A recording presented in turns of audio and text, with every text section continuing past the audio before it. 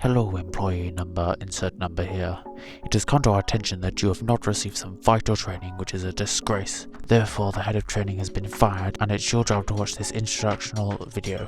Today we'll be learning how to use Discord. First of all, you need to turn on the metal box. Most people call this a computer.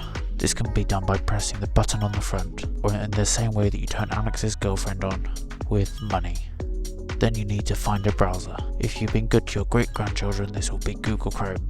If not, this will be Microsoft Edge. You should then type www.discord.com into the search bar. Just a reminder, yelling at the metal box will not work.